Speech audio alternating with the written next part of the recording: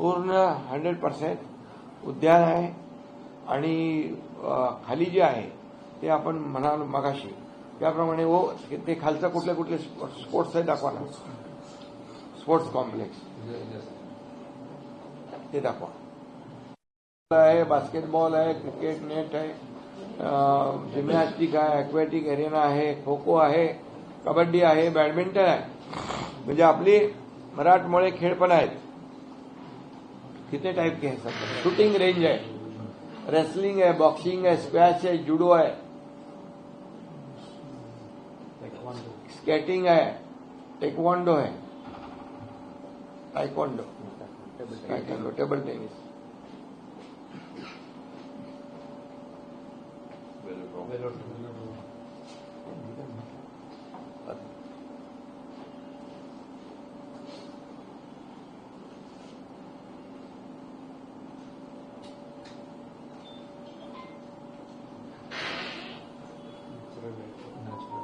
आणि दुसरी गोष्ट हे जे आहे खालचं याला पूर्णपणे व्हेंटिलेशन आहे आणि नॅचरल लाईट आहे.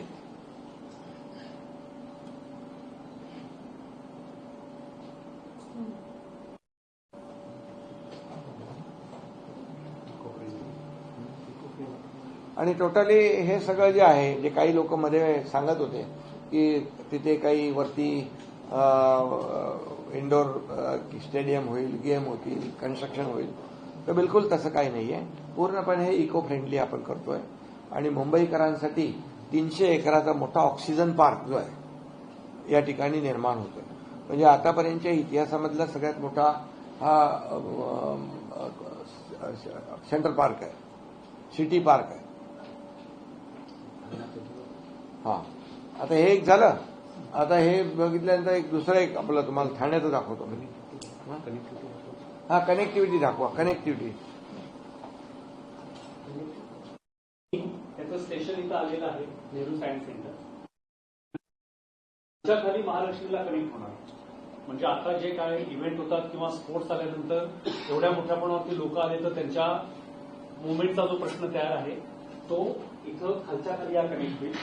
आणि तो अंडरपास हा अॅनी बेझंट रोड क्रॉस करून हाजी अलीला जाईल. म्हणजे हा जो पूर्ण कोस्टल पार्क आहे हा कोस्टल पार्क खालच्या खाली या पूर्ण महालक्ष्मी सेंटर पार्कला आणि पूर्ण या सगळ्या स्पोर्ट्स कॉम्प्लेक्सला.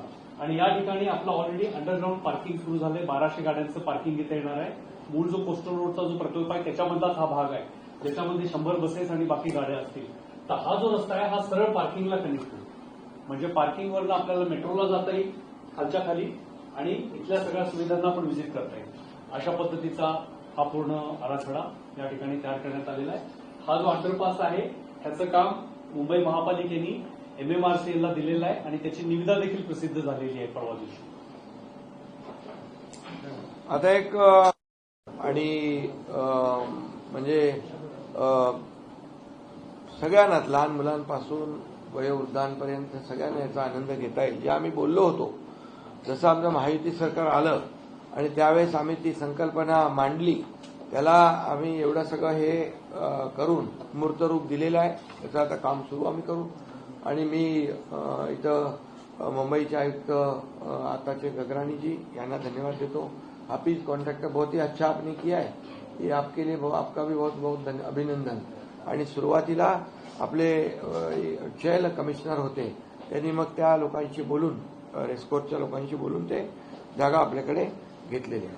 ठाणे शहरातलं एक ठाणे खाडी किनारी एक विविंग टॉवर आहे 50 एकरमध्ये आणि कन्व्हेन्शन सेंटर आहे कासरवडावली. हे देखील हाफिज कॉन्ट्रॅक्टर यांनी बनवलेलं आहे आणि उंची आहे 260 मीटर. सबसे बडा है इंडिया का सबसे बडा है. आयफेल टॉवर 300 मीटर आहे, आपलं 260 आहे. तर तो एक दाखवा. तर दुसरा टाउन पार्क आहे कोलशेत मधला 25 एकर मधला आणि एक स्नो पार्क आहे इंटरनॅशनल लेवलचा. अम्युजमेंट पार्क आहे, ऍडव्हेंचर पार्क आहे, पक्षी संग्रहालय आहे आणि एक एक दाखवा. नाही नंबर 1 दिखाओ कौन सा है.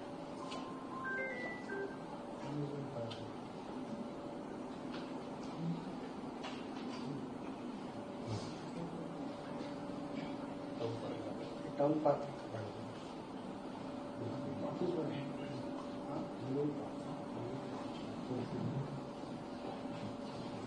ये विविंग टावर है ना, टाउन पार्क वाला, हाँ टाउन पार्क।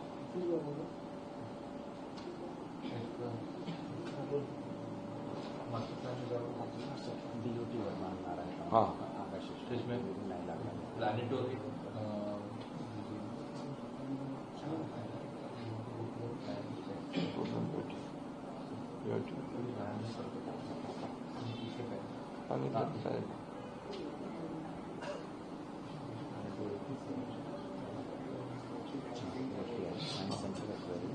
साइंस सेंटर है, एक्वेरियम है, फिशरीज हेरिटेज है, प्लॅनेटोरियम है, 4 याच्यामध्ये कन्सेप्ट आहेत.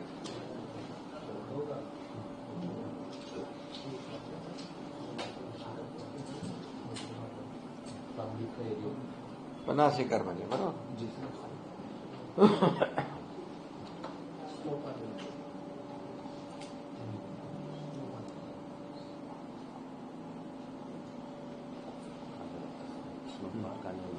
स्नो पार्क आणि अम्युजमेंट पार्क 25 एकर मध्ये आहे.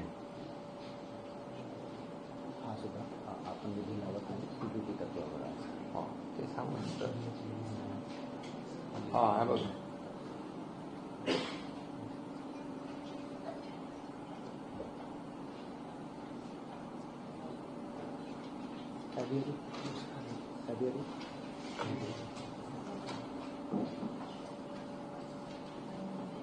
एवेरी दाखवा ना. हा, पक्षी संग्रहालय 12.5 एकरामध्ये आहे. ते जरा त्याचं पिक्चर ते मोठं करा.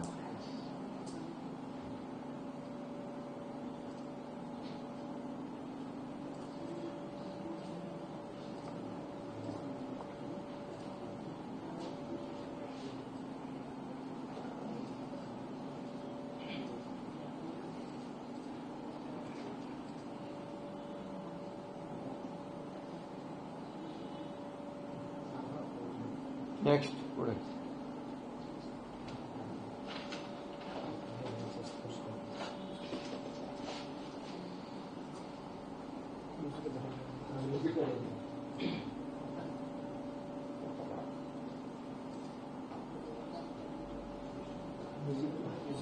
हा हे हा म्युझिकल सेंटर तो आहे 25 एकर मध्ये आहे. हा 25 एकरातलं 25 एकर आहे ना. आता 20 बाय 25 एकर.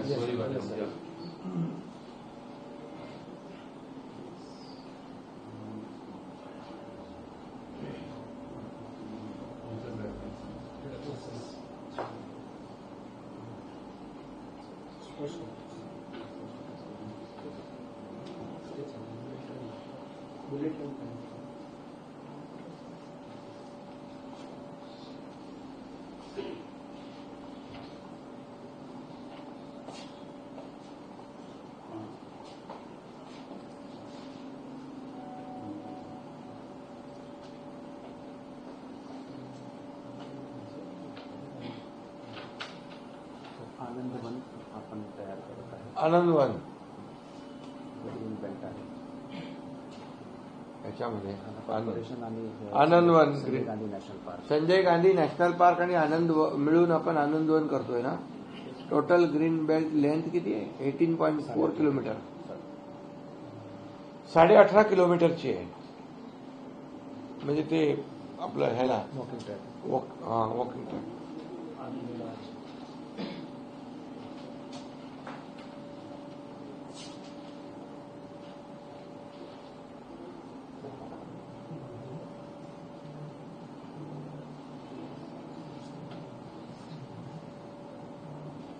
इकडे अर्बन फॉरेस्ट घेतलाय आपण.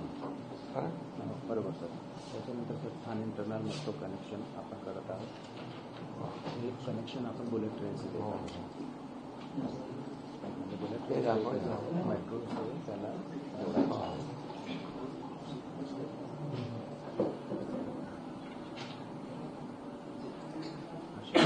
नंतर आपण हे पण आहे नागरी पोलीस संग्रहालय. त्याच्यामध्ये तो दाखवला दाखवला. आमच्या पार्कमध्ये जे 4 संग्रहालय हो. ते दाखवलं. आता आपण माहिती आता याच्यामध्ये एक मेट्रो दाखवा ना, जी बुलेट ट्रेनला आपण कनेक्ट करतो इंटरनल मेट्रोने, ठाणे इंटरनल मेट्रोने.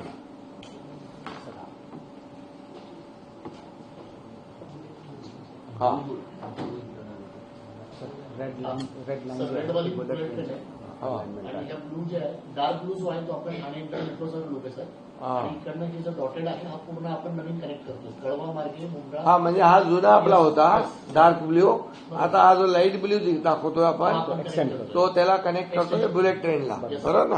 आपण कोपर स्टेशनला पण कनेक्ट करतो आणि मेट्रो 12ला पण कनेक्ट करतो. अच्छा, मेट्रो 12 आणि कोपर स्टेशन, कोपर स्टेशन. म्हणजे कनेक्टिव्हिटी लोकांना मिळेल, Yes. Fast connectivity. त्याच्यामध्ये एकच आहे, म्हणजे सगळ्यात महत्वाचं म्हणजे विविंग टॉवर आहे, कन्व्हेन्शन सेंटर आहे, आपण ते ठाण्यात करतोय कासरवडोलीला. याचं देखील सगळं डिझाईन हाफिज. ॲक्वेरियम आहे, सायन्स सेंटर आहे, स्पोर्ट्स कॉम्प्लेक्स आहे आणि याच्यामध्ये देखील एलिव्हेटेड गार्डन आहे ठेवलेलं आहे, बरोबर ना? त्याचबरोबर इंटरनॅशनल लेवलचं स्नो पार्क आहे, अम्युजमेंट पार्क आहे, ॲडव्हेंचर पार्क आहे 25 एकरमध्ये. त्यानंतर पक्षी संग्रहालय आहे 12.5 एकरमध्ये कोलशतमध्ये. आणि खास करून कॉमनवेल्थ गेम आता होऊ घातलेले आहेत आणि ऑलिम्पिकसाठी देखील देशाची जी काही आदरणीय प्रधानमंत्री नरेंद्र मोदीजींची संकल्पना आहे की आपला ऑलिम्पिकमध्ये खेळाडू गेला पाहिजे आणि यासाठी 50 एकरमध्ये स्पोर्ट्स एरेना देखील आपण केलेला आहे, त्याच्यामध्ये करतोय. आणि 25 एकरमध्ये म्युझिकल कॉन्सर्ट सेंटर आहे. हे एवढ्या सगळ्या हे प्रकल्प जे आहेत हे आपण ठाण्यामध्ये करतोय आणि त्यामुळे ठाणेकरांचं देखील जे काही जीवनमान आहे आणि ठाण्याचा जो डेव्हलपमेंटचा जो काही स्पीड आहे तो आणखी याच्यामुळे वाढणार आहे आणि लोकांना इंटरनॅशनल लेवलच्या सोयीसुविधा मिळणार आहेत.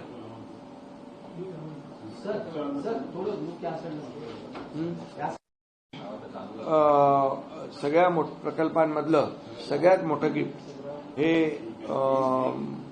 जे जागतिक दर्जाचं सेंट्रल पार्क जे आहे ते आहे आणि त्यामुळे मुंबईकरांसाठी खूप मोठ्या प्रमाणावर जवळपास 300 एकराचं आपण मगाशी बघितलं की त्याची कनेक्टिव्हिटी देखील त्याचं अंडरपासने आम्ही जोडतोय, त्याचं देखील टेंडर निघालेलं आहे. आणि दुसरी गोष्ट काय, त्याला खाली जे 10 लाख स्क्वेअर फीटचं वर्ल्ड क्लास स्पोर्ट्स कॉम्प्लेक्स आहे त्याला देखील बाहेरच्या बाहेर खालून कनेक्टिव्हिटी आहे. आपण ती कनेक्टिव्हिटी इथे मगाशी गगराणीजींनी सांगितलं की Nehru centre, Mahalakshmi, any Besant road, cross road करून हाजी अलीला हे आपण जोडतोय आणि पुढं आपण याला महालक्ष्मी, पुढे आपण ह्याला हे देतो ना नेहरू सेंटर मेट्रो स्टेशन. 1200 मीटरचा टोटल सबवे आहे.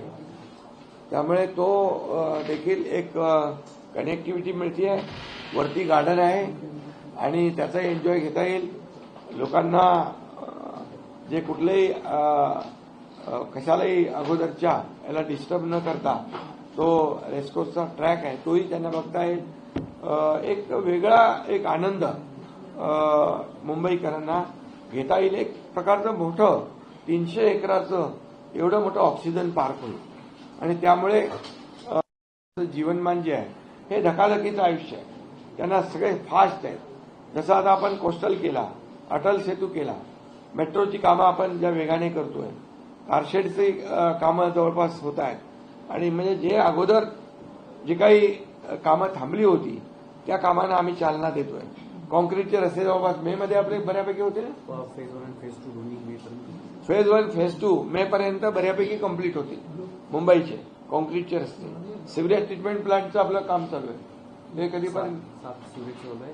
6/2026 डिसेंबरपर्यंत 6 पूर्ण होईल. 6/2026 डिसेंबरपर्यंत कंप्लीट पूर्ण होती. त्यामुळे पोल्युटेड जे पाणी आहे विदाऊट ट्रीटमेंट जे समुद्रात जातं ते देखील आता ट्रीटमेंट झालेलं आहे. पण सगळ्यात महत्वाचं म्हणजे मी मुंबई महापालिकेला, आयुक्तांना आणि हाफिज कॉन्ट्रॅक्टर यांना धन्यवाद देतो की अतिशय जागतिक दर्जाचं हे महालक्ष्मी रेस्कोर्सच्या इथलं सेंट्रल पार्कचं या ठिकाणी संकल्पचित्र आणि डिझाईन तयार केलेलं आहे आणि याचा फायदा संपूर्ण मुंबईकरांना होईल आणि मुंबईकरांच्या इतक्या सगळ्या प्रकल्पामध्ये काहीतरी विरंगुळा म्हणून लोकांना एन्जॉय करता आलं पाहिजे याचा देखील आम्ही विचार केला आहे. महालक्ष्मीचा बजेट किती असणार आहे, किती टप्प्यात काम होणार आहे आणि कधीपर्यंत काम होणार आहे? आता त्याचा डीपीआर आपण सबवेचं टेंडर काढलंय. ते 550 कोटीचं आहे सबवेचं आणि आणखी हे जे डिटेलिंग आहे आता त्याचं देखील टेंडर फेजमध्ये काढतो.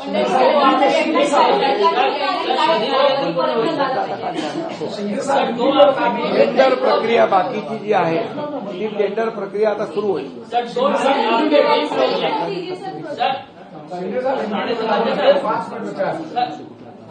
टोटल सगळे सोडून 700 ते 750 कोटी हे सगळ्या गार्डनसाठी आणि ऍक्टिव्हिटीसाठी.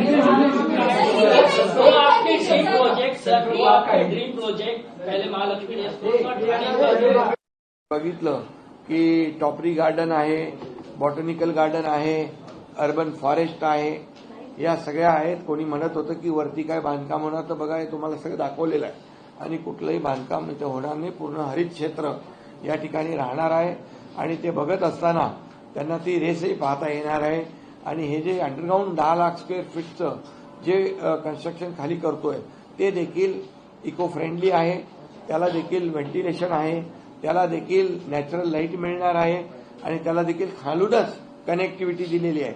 त्यामध्ये इंटरनॅशनल स्पोर्ट्स पण आहेत आणि मराठमोळे आपले कबड्डीसारखे, खो खो सारखे स्पोर्ट्स पण आहेत. त्यामुळे हे एक मुंबईचं झालं. मी तुम्हाला एक ठाण्याचं सांगतो. ठाण्याचं जे आपण सांगितलं की 50 एकरामध्ये viewing tower and convention centre ते आपण करतोय. ते त्याचबरोबर टाउन पार्क करतोय 25 एकरमध्ये. आगरी कोळी संग्रहालय आहे, ॲक्वेरियम आहे, सायन्स सेंटर आहे, स्पोर्ट्स कॉम्प्लेक्स आहे. त्यामध्ये G+1 फॅसिलिटी एलिव्हेटेड गार्डन देखील आपण दिलेलं आहे त्याला. त्याचबरोबर इंटरनॅशनल दर्जाचं स्नो पार्क आहे, अम्युजमेंट पार्क आहे, ॲडव्हेंचर पार्क आहे 25 एकरमध्ये. आणि म्हणून त्याबरोबर आंतरराष्ट्रीय स्तरावर राईड्स देखील येथे उभारल्या जातील. पक्षी संग्रहालय अवेरी आहे, पक्षी संग्रहालय पण आहे 12.5 एकरमध्ये. आणि त्याचबरोबर मगाशी मी म्हणालो की आदरणीय प्रधानमंत्री नरेंद्र मोदीजी यांच्या नेतृत्वाखाली जे काय आपली ऑलिम्पिक किंवा कॉमनवेल्थ यासाठी जी तयारी पट्टीची पाहिजे यासाठी देखील आपण 50 एकरामध्ये स्पोर्ट्स एरेना करतोय, 25 एकरमध्ये म्युझिकल कॉन्सर्ट सेंटर करतोय आणि शेवटचं ठाणे इंटरनल मेट्रो जी आहे बुलेट ट्रेन ला देखील जोडतोय, मेट्रो 12ला देखील जोडतोय. त्यामुळे कनेक्टिव्हिटी देखील लोकांना सोयीसुविधा मिळेल. आणि हे जे आहे हे आम्ही 2022 मध्ये मी स्वतः आणि देवेंद्र फडणवीसजी यांनी आम्ही हा प्रकल्प पुढे नेण्याचं ठरवलं आणि त्याप्रमाणे मला आनंद आहे, समाधान आहे की आमच्या या सर्व मंडळींनी याला एवढ्या ह्या लेवलला नेलेला आहे आणि सबवेचं देखील टेंडर काढून पुढे जात आहे. याचं देखील सगळं प्रक्रिया जी आहे ती पुढे जाईल.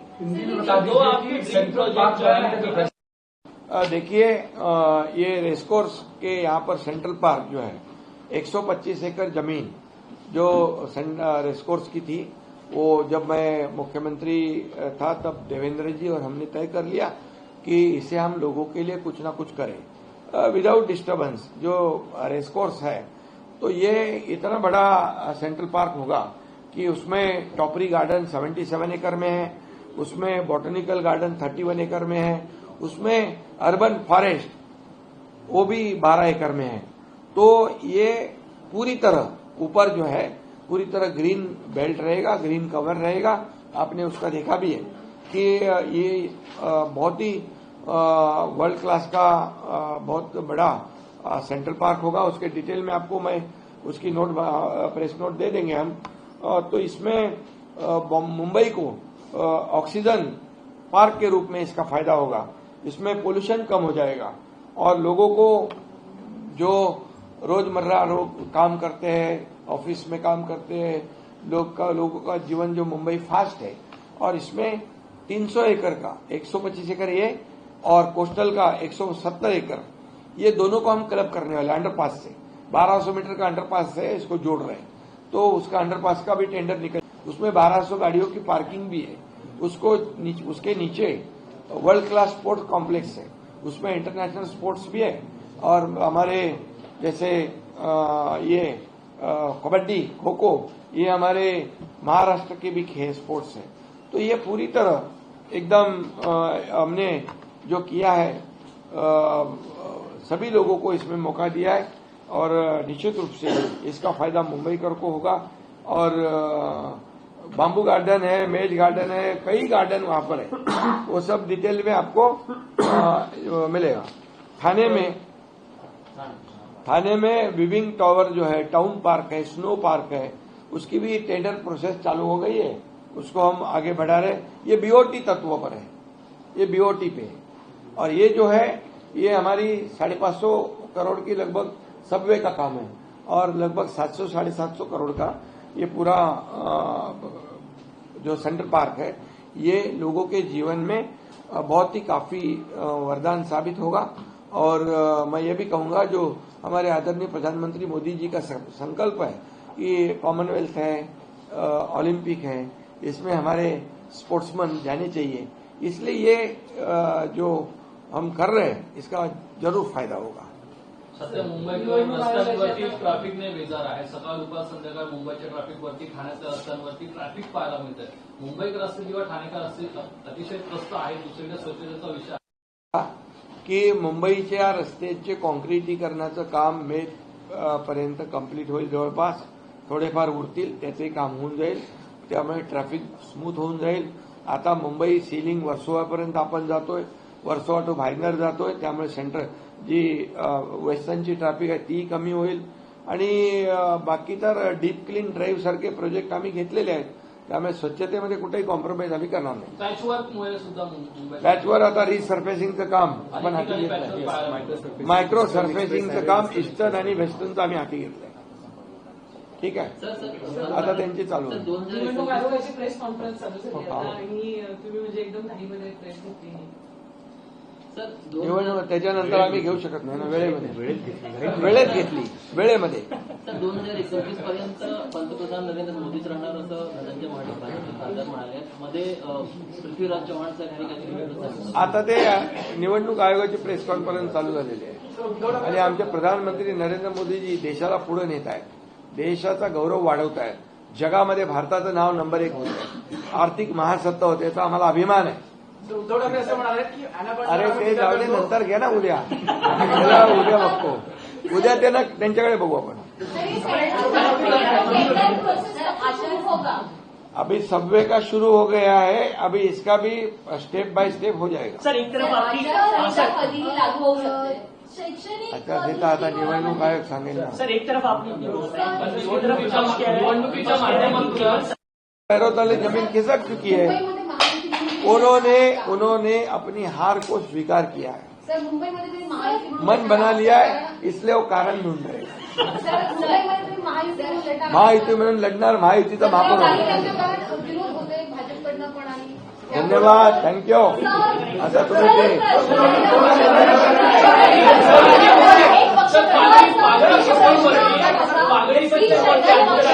एवढा तेजस्वी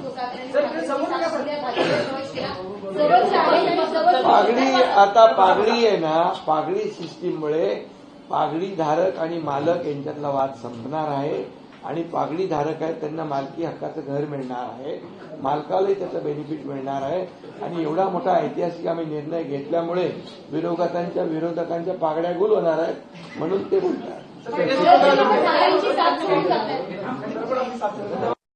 कांग्रेस की रैली में आप लोगों ने एक शब्द का प्रयोग किया गया है, इसको लेकर जेपी नड्डा ने सोनिया गांधी से क्या माफी मांगी देश से? नहीं, ये देखिए, आदरणीय प्रधानमंत्री मोदी जी के ऊपर जब जब लोगों ने आरोप लगाया है, टीका टिप्पणी की है, तभी इस देश की 140 करोड़ जनता पूरी मजबूती के साथ उनके साथ जुड़ी है और देश को वो आगे बढ़ा रहे, देश को आर्थिक महासत्ता कर रहे। इसकी इसका तकलीफ जो है पेट दर्द होने का काम है ये, और उनको ये हजम नहीं हो रहा है। और इसलिए मोदी जी के बारे में जितना विपक्ष बोलेगा तो उतने लोग, जनता जो है मोदी जी के साथ जुड़ेगी, मोदी जी के और हाथ मजबूत होंगे। लेकिन मैं इतना ही कहूंगा कि ऐसा कहना, कब्र खोदने वाली बात कहना, ये बहुत दुर्भाग्यपूर्ण बात है। ये माफी तो उन्होंने मांगनी चाहिए जिन्होंने कहा है। और मैं ये कहूंगा कि विपक्ष की कब्र पहले खुद चुकी है। किसने खोदी है? जनता ने खोदी है। और जैसे जैसे बोलेंगे वो अंदर अंदर और क्या कहते हैं उसमें, गहराई में जाएंगे। जनता ने उनकी खबर लोकसभा में खोद दी है, अभी बिहार की जनता में, बिहार के इलेक्शन में भी खोद दी है, महाराष्ट्र के चुनाव में भी खोद दी है। और इसलिए मोदी जी है, आगे बढ़ रहे, मोदी जी देश को आगे बढ़ा रहे और ये लोग उनके ऊपर, उनकी बदनामी देश में भी करते हैं और देश के बाहर भी करते हैं। ये तो पाकिस्तान की बोली बोलते हैं, ये काहे का देश प्रेम है? इसलिए उन्होंने जरूर माफी मांगनी चाहिए।